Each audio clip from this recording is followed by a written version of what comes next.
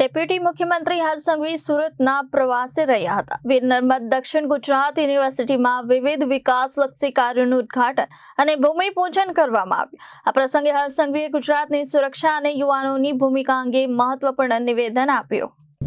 Deputy CM Harsh Sanghavi Surat પહોંચ્યા હતા। તેમણે વીર નર્મદ દક્ષિણ ગુજરાત યુનિવર્સિટીમાં અનેક વિકાસલક્ષી પ્રોજેક્ટ્સનું ઉદ્ઘાટન અને ભૂમિપૂજન કર્યું હતું। આ પ્રસંગે કલ્પતરુ આરોગ્ય ધન અને સેવા કેન્દ્ર, પુનઃનિર્મિત નર્મદ સ્મૃતિ ભવન, પુનઃનિર્મિત ડાઇનિંગ હોલનું લોકાર્પણ કરવામાં આવ્યું। સાથે સાથે યુટિલિટી બિલ્ડિંગ, મ્યુઝિયમ, સ્ટાર્ટઅપ બિલ્ડિંગનું ભૂમિપૂજન પણ કરવામાં આવ્યું હતું। આ કાર્યક્રમ દરમિયાન ડેપ્યુટી સીએમ હર્ષ સંઘવીએ વિદ્યાર્થીઓને સંબોધન કરતા ગુજરાતની સુરક્ષા અંગે મોટું નિવેદન આપ્યું હતું કે કોઈ બી સપનું, કોઈ બી વિકાસનું કાર્ય કે કોઈ બી તમે વિષયો પર કોઈ બી કામ અને કોઈ રિઝલ્ટ એક દિવસમાં નથી આવી શકતું। આજે વહેલી સવારે ગુજરાત રાજ્ય સરકાર જોડે સુઝુકીએ 35,000 કરોડ રૂપિયાનું નવા ઇન્વેસ્ટમેન્ટનું એક એમઓયુ કર્યું। હવે હું બી નવો મંત્રી છું, હું એના ઇતિહાસમાં ગયો તો મને ખબર પડી કે આ 35,000 કરોડ છે ને, એ સપનું આપણા વડાપ્રધાનશ્રીએ 2012માં જોઈ લીધેલું।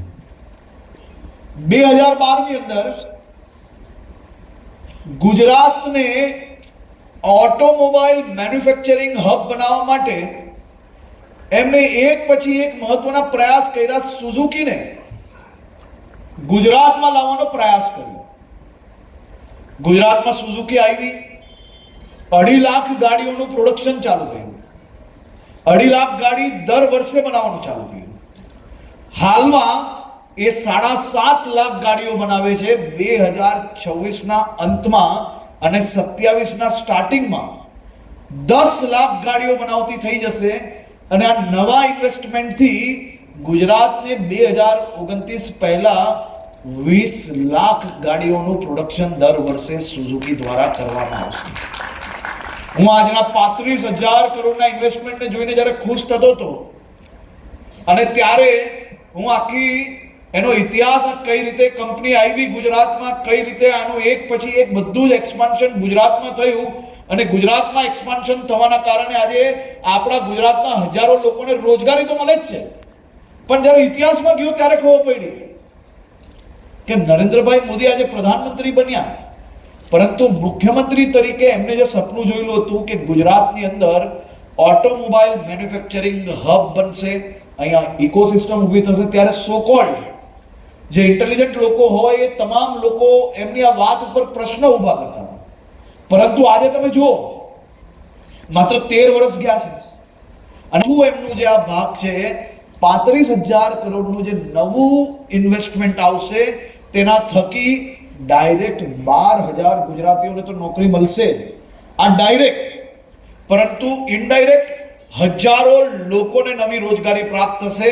અને એક આજના આ ઇન્વેસ્ટમેન્ટની સાથે સાથે એની જોડે ઇકોસિસ્ટમમાં બીજી અનેક ગુજરાતની આપણી એમએસએમઈ કંપનીઓને સીધો ફાયદો થશે। એટલે તમે જોશો તો વર્ષો પહેલા એમને જોયેલું સપનું, અને એ સપનું જોઈને જો નરેન્દ્રભાઈ બી આપણી જેમ ઊંઘી જતે ને તો મારુતિ, સુઝુકી, હોન્ડા, એનું સુઝુકીનું એસ બી નહીં આવતે ને હોન્ડાનું એચ બી ગુજરાતમાં નહીં આવતે। પરંતુ નરેન્દ્રભાઈના જીવનમાંથી આપણે શું શીખવાનું છે કે એમને ભવિષ્ય ઉજ્જવલ બને તે માટે જે અથાગ મહેનત કરી હતી, પ્રયત્નો કર્યા, રાજ્યની પોલિસીઝની અંદર મોટો બદલાવ લાવ્યો અને એ પોલિસી ડ્રીવન રાજ્ય બનાવીને આજે એક પછી એક ઇન્ડસ્ટ્રીઝના ઇન્વેસ્ટમેન્ટ આપણે લોકોને મળી રહ્યા છે। એ આજના મુખ્યમંત્રીશ્રીના પ્રયાસ અને એમની જે ખાસ કરીને સહભાગી થવું, મદદ કરવી, ઇન્વેસ્ટમેન્ટ્સ લાવવા માટે પ્રયત્ન કરવા। Reporter Arvind Rathod, Janadesh news, Surat.